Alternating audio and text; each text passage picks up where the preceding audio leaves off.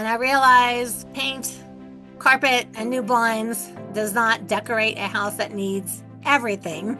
So I went to Home Depot. I took class after class after class, and I learned how to put in toilets and how to install the cabinets and put up the ceiling fans. And I rehabbed this house probably 90% by myself and made 22,000 bucks. Welcome to Streams to Impact, the show where purpose meets prosperity. I'm your host, Dr. Allen. I'm a professor of psychology, investor, and the founder of Streams to Impact. After surviving financial ruin, I'm rediscovering my self worth through the wisdom of horses and mastering the art of passive investing. I've made it my mission to help high achieving professionals and entrepreneurs like you to build true financial freedom through secured high yield alternative investments.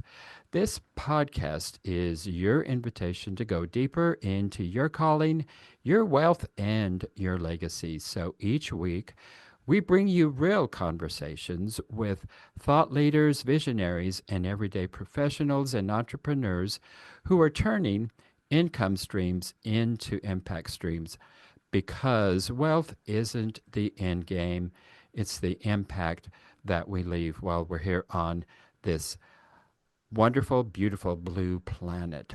So let's build a life of meaning, momentum, and massive contribution.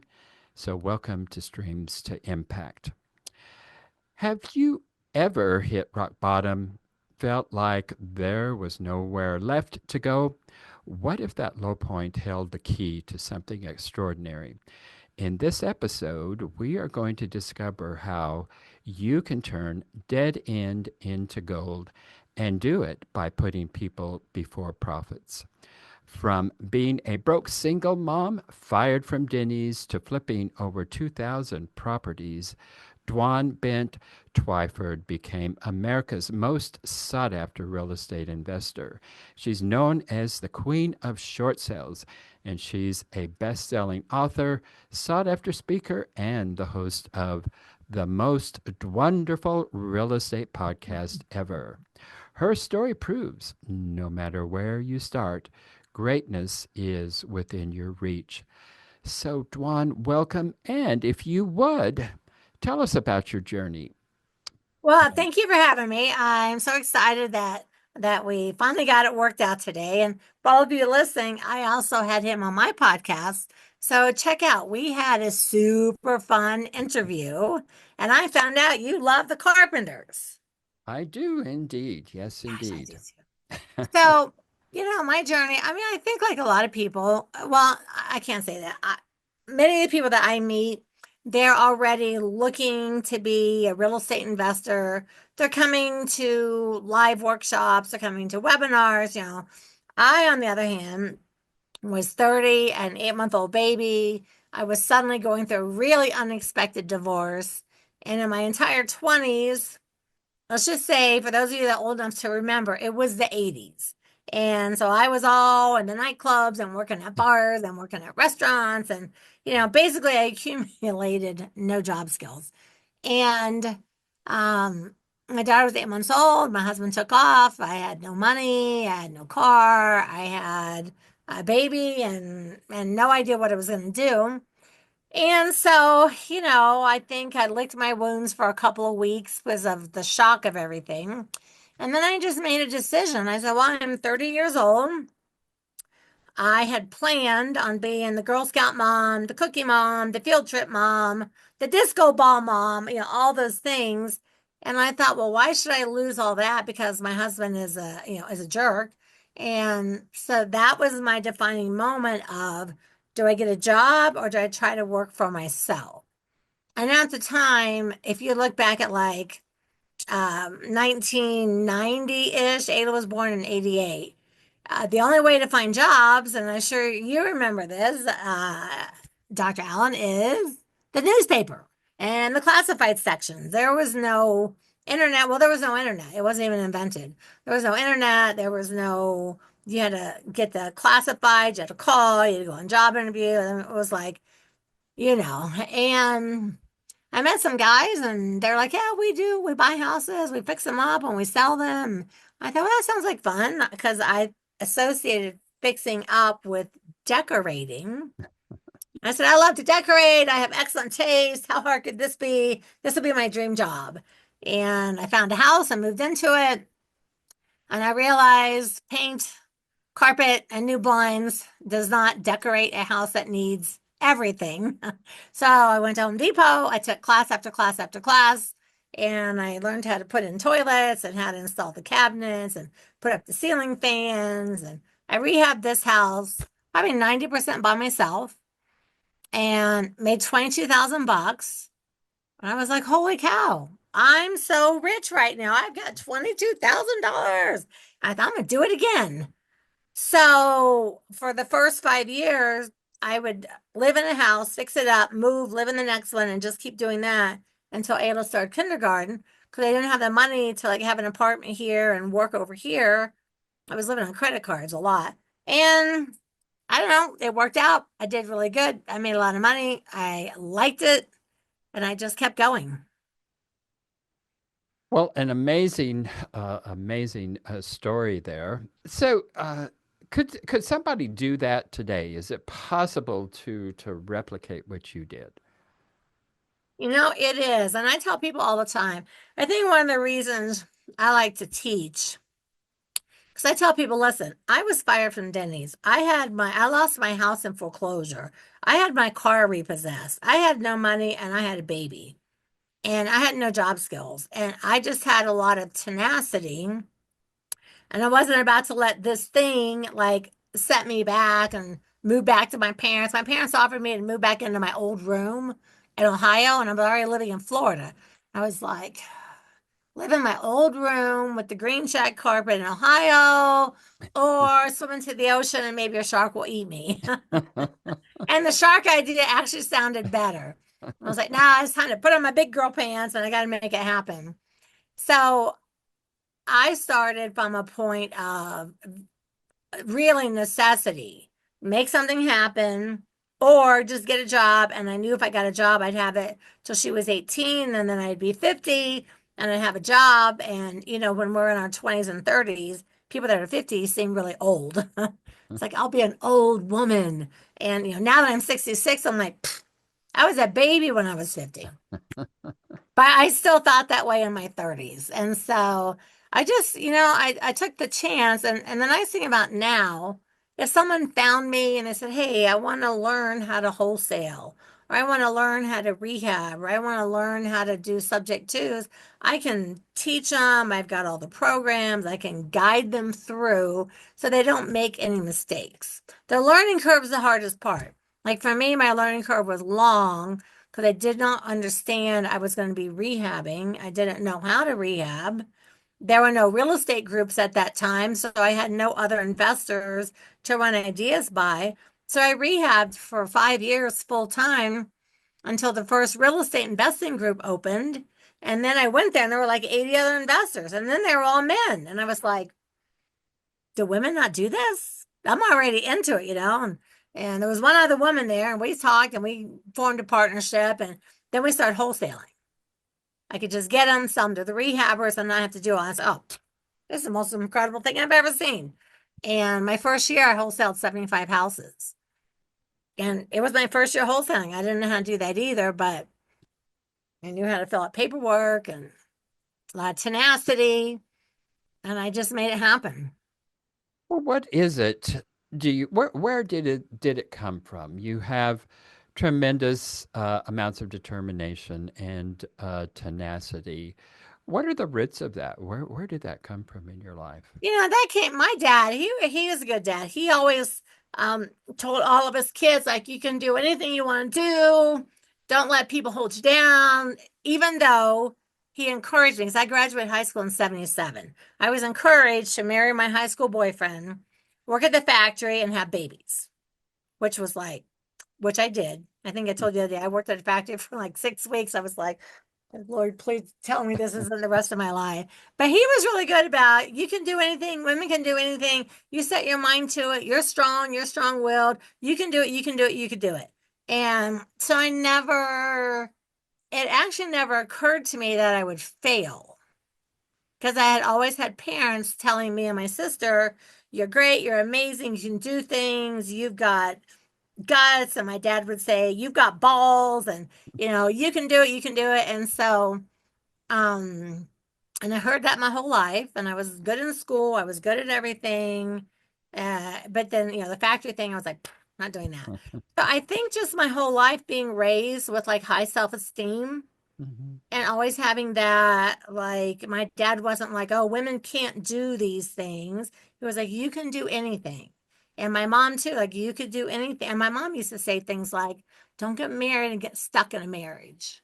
Because Mm. she got married back in the 50s, because I was born in 59. And back in that decade, you stayed home, you were the wife, you took care of the house. And my mom never really liked that role. Mm. But there was really, in that time, it was like, there's no way out of that. And she was like, "Don't get stuck, do for yourself, be independent." And I was like, "Yeah, okay." So I just think all the years of being built up, opposed to kids that are beat down by their parents, gave me the courage, like, well, if I fail, I can get a job. But if I get a job, I won't try. Mm. So I'm like, screw it. I'm going to take a chance. Well, let's go back to that period when your husband unexpectedly left. You said you were surprised that it ended. I'm thinking, who isn't surprised? Unless you're the initiator. But And uh, listen, I was floored. I was just like, yeah, "Are you kidding me? We have a baby." I mean, it yeah, was like, I was, I was really surprised. yeah. Well,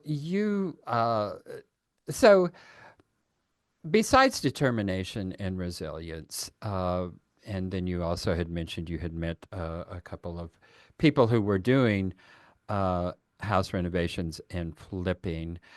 But what was it? Was there somebody? Was there something that when this shock happened to you? How did you come through that shock period to come out on the other side to really start taking action? Well, I think for a couple of weeks, I cried a lot. I was embarrassed. My parents had Mhm. said, "I don't think you should marry him. He's not the right guy for you." And then I have to go, like, with my tail tucked and say, "Oh, yeah, he left. Maybe you were right, but I have a baby now." And so I don't know. I mean, obviously, I was hurt. I was angry. And I tell people this. I said, rehabbing a house, I think, is what saved me, because I was Mhm. really angry. And I had that sort of like F everybody attitude in the whole world. So when I Mm. was in there fixing houses and using sledgehammers and tearing down old cabinets and just doing that construction, I'm telling you, I tell people all the time, I'm like, if you are in a bad relationship, the best therapy, rehab an entire house by yourself. Just picture your husband every time you're like sledgehammering something and knocking holes in walls. And when I was done, I was like, I feel a lot better. I think I took all my anger out on my first house, Yeah. and it was really beautiful when it was done. And then I was like, "Oh, okay, I made 22 grand. I'm not so mad." And then the next house, I made 50 grand on my second house. And I was like, "Oh, look at me. I'm a rock star. I got a baby. I can do this without my husband." And so I think I worked through my anger Yeah. by rehabbing houses. That's interesting. I think we all It was need good therapy. yeah, that's It's what like well those places that they go now where you go in and you rent a space, you like break everything. uh-huh. What are those rooms called? You know what I mean? They have those rooms. uh I don't And you know. there's a space and you can sledgehammer and break TVs, and you can break all Really? kinds of, and then the axe throwing, they have all those crazy things down. I was like, "Pfft, I did that 30 years ago." Well, yeah, I think we all need therapy, and you found your therapy in rehabbing. That's an interesting way to get into your therapy. So you were broke, had a baby, no job. How did you get into this house to start the renovation? So It's funny looking back at it. So these guys were like, well, we drive up to the courthouse in Palm Beach County and we handwrite all the foreclosures. Then you have those big map books, and I had to learn how to read a map book. And I would go door knocking and talk to the people in foreclosure with the baby on my hip, you know. And I found this woman, Barbara, who was also going through a divorce, and she had kids, but they were, older, like late teens. And I was like, Mhm. listen, and I told her, I said, look, this is my first deal. I don't 100% know what I'm doing. I know the gist of what we need to do. I think I can help you. And if you'll move out, I'll live there and I'll rehab it while I'm in there and I'll sell it and we'll split it. So Mm. we literally did this deal on like a hug and a handshake. Oh, wow. All I had in paperwork was a signed, like a listing agreement that she would sell the house to me. Mm. And I look back at that and I was like, if one of my students came to me and said, hey, I met a homeowner and we signed a contract that we had a hug and a handshake and we're going to work this deal out, I'd be like, are you out of your mind? You need paperwork.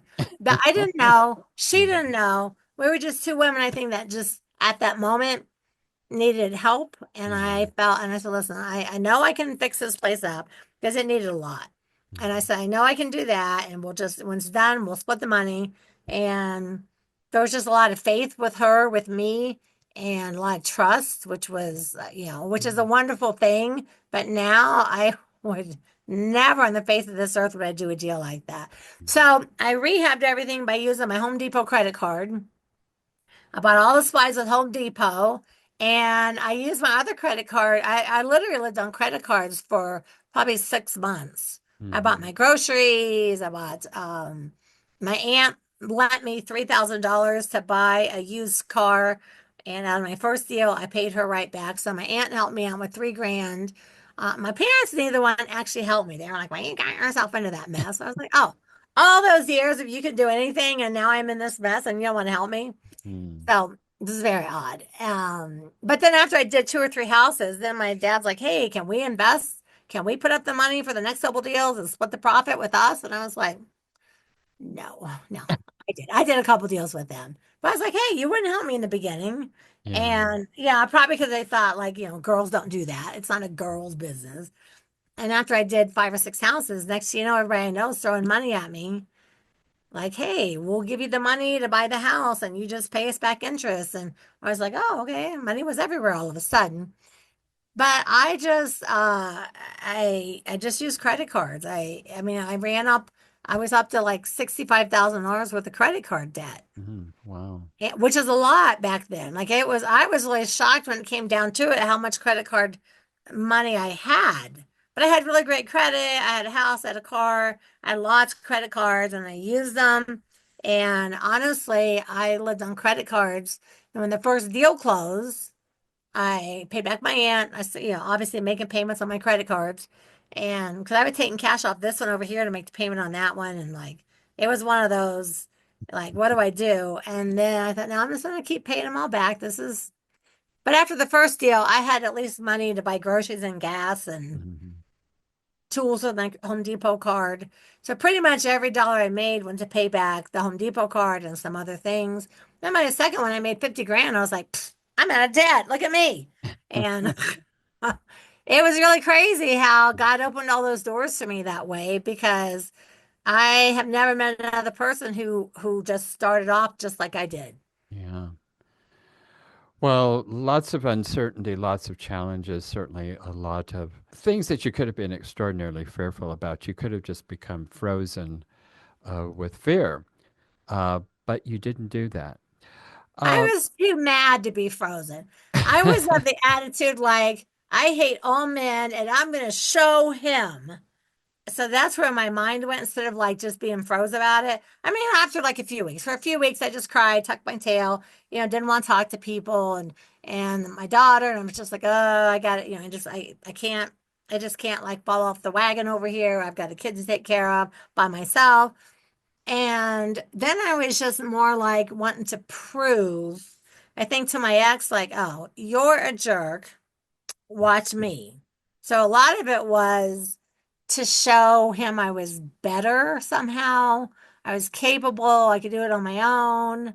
And again, working through the physical worked out a lot of my anger issues. And then a couple years later, I was like, ah, I really like doing this. This is amazing. I'm helping people. I'm raising my daughter. I'm doing my own thing. And then, of course, he wanted to get back. And I was like, honey, hell will have to freeze over twice for that to ever happen. And no, nothing. There's no going backwards. Well, that was probably one of the wisest decisions you've ever made. And Um, I actually thought about it because I thought, well, it'd be nice to have another kid. I don't want, baby daddies. They didn't even use that term back then, but I don't want dads and all these. And I was like, and I thought, you know what? No, everything I went through, there's no chance. I said, honestly, don't ever call me again. Don't ever ask me again. Don't ever nothing. You can see Ayla when you want to, but we're done. Never, ever say this conversation to me again. So I will bury you in the backyard of one of my houses. Just kidding, just kidding, just kidding. I thought about it. Not gonna I'm, lie. yeah, I'm sure you did. Well, in terms of, I mean, you work with investors. You have uh, in-depth training programs, Mhm. and in working with them, what do you find to be the biggest mistake that those just starting out generally make? You know, that's a good question. I find now I know you do syndications and you do things that are different from me. I take mostly beginners and try to guide them through the steps of, doing the things, rehabbing, getting rentals, wholesaling, flipping houses. And I find one of the biggest things, and it's definitely because of the internet, is people get online and they try to buy all the shiny objects. Buy this program and you can print checks while you're sleeping. And they spend 2 grand. And then it doesn't work. And then they buy somebody's coaching program. And then if they want actual coaching, they have to upgrade to this thing and to this thing and to this thing.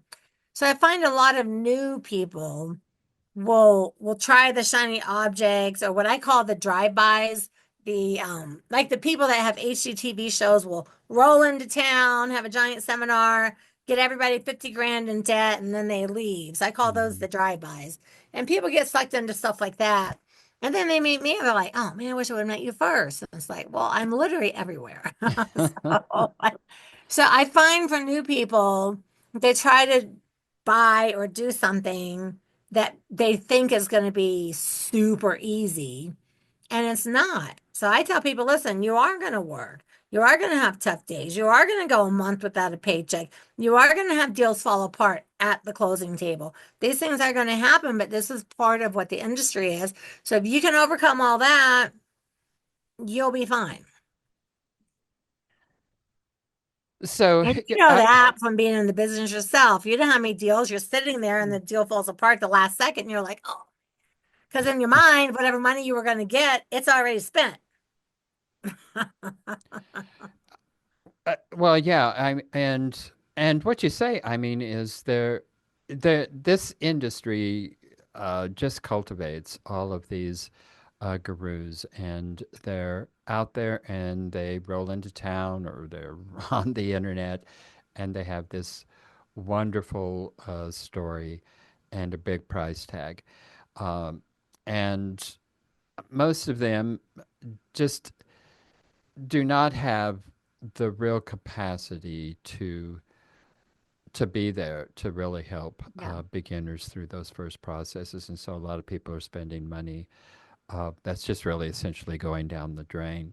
It is. And you know all those. I mean, I know speakers that have only done 2 deals and they wrote a program and they're really good at marketing. So there's great marketing, this great website, and you're like, oh man. And I know for a fact I see them up on a stage and I'm like, oh, they closed 2 deals and they wrote a program. Nobody's Mhm. gonna learn from that. So I always tell people like, listen, if you want to find someone to work with, make sure they've been doing this at least a full decade. Make sure you can go back and see them online, see their programs, see their interviews, see their podcast, see their website. If they haven't been doing it for a decade, you don't have any business working with them because they've not been through the cycles. Exactly. And cycles are so important. But tell us, Dwan, other than the fact that you've got a lot of experience behind you, how is your program different than the typical uh, program that they offer you everything and deliver nothing? Yeah, mine actually is very detailed. Everything I write's really detailed. I have training calls that like, hey, like boot camps, like 6 week online boot camps. Do this and this and this, and it's in like the actual chronological order of how things are going to unfold for you. And most everyone, I'm like, I when they buy a program, they're in a little system called the Mighty Network where I have like a space in there, and people can ask me questions, and I literally answer people's questions directly. And I help them out. I make sure that they don't get like lost, lost in what's that called? Like, in the cracks, fall through the cracks. And and in all my programs, I have copies of checks. I explain deals. I go through a lot of things of, this is this, and here's what good, here's what was bad. And I just think, I don't know, I'm just really detailed, and I stay on top of them. I Mm-hmm. text them like, hey, I haven't heard from you. What are you doing? Get back to me. And I make people be accountable. And people can actually work directly with me and my husband, like directly. So they're not getting thrown up on some sales floor out in Utah where there's no real coach there. Mm-hmm. So I think the main reason is that I make myself accessible to people because I know that that's what they need. Like if I had to do over again and there was a mentor that would actually mentor me, I would have figured out a way to pay for that instead of having such a I'm talking long learning curve because I didn't know how to rehab and I didn't know any other way existed in like 1990. And so I always tell people, like, listen, you'll cut your learning curve by 20 years if you work with me. I will help you build generational wealth for your family. And my husband and I are the only two people in our families that ever became millionaires.